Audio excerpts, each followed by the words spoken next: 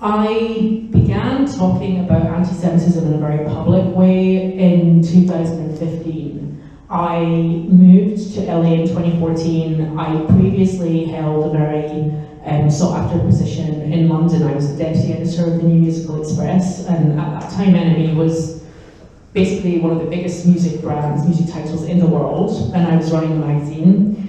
And along with that job came a certain type of identity, which I actually completely accepted and felt I identified with. I was very liberally minded, very artistic, adjacent human being who all of my friends were in these really exciting, indie and rock bands, and some of them were rappers, people in all different genres of music, but we all shared this kind of community spirit of being progressive, and we were going to make the world a better place, and we were going to find something to scream and shout about.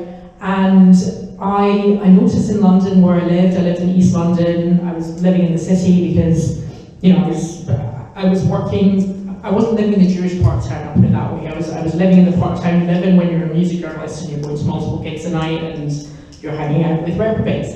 And I was basically noticing around where I lived that there was a lot of Jewish anti-Semitic graffiti, and I was noticing this more and more, and I was also noticing that I would go to my local branch of Tesco's, which is a massive supermarket chain in the UK, and the aisles where kosher meat were stocked were cleaned out. And I was wondering why this was happening, and I remember asking a teller, I think, at the Tesco's one day, why is there where's the kosher meat at? Where did it go? We're doing this boycott thing against Israeli produce right now, so there's no kosher meat.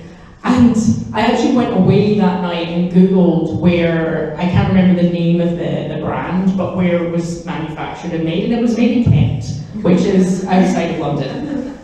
Which, is extremely demonstrative of this. It's a great metaphor for this issue at large.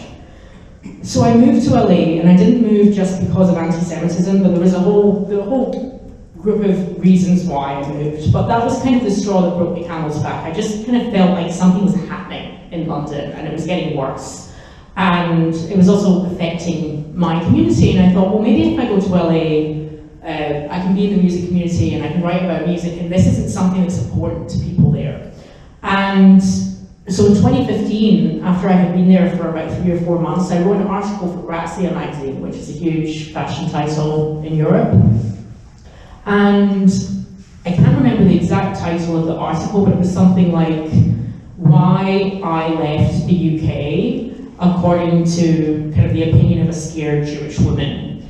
And I addressed for the first time publicly these matters of anti-Semitism that I was witnessing, and this kind of clash that I felt within myself of how I could continue to move through the community, the society, and the career path that I was moving through, while also being a proud Jew and talking about anti-Semitic behaviour and rhetoric that I wasn't prepared to put up with.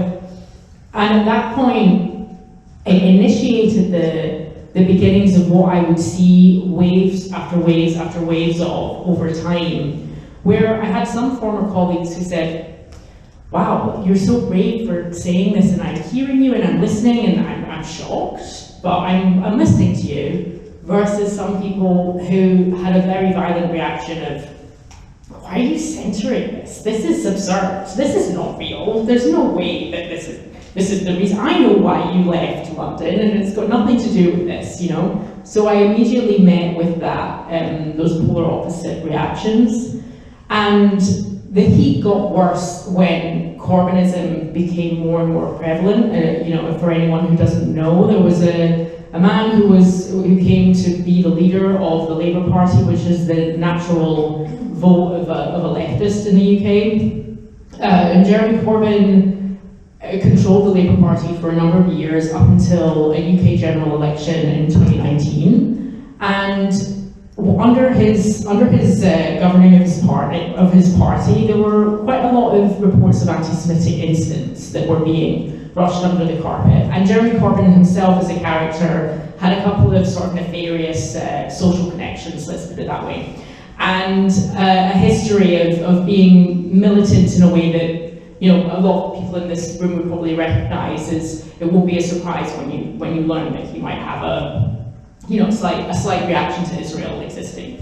So, and I got involved in that fight. I was in America and I started to work with a cabal, if you like, of British Jews, who a lot of us went under pseudonyms or, you know, had sub accounts on Twitter and didn't use our real names. I used my real name, which has always garnered an extra level of attention, obviously, because it makes you very easy to target.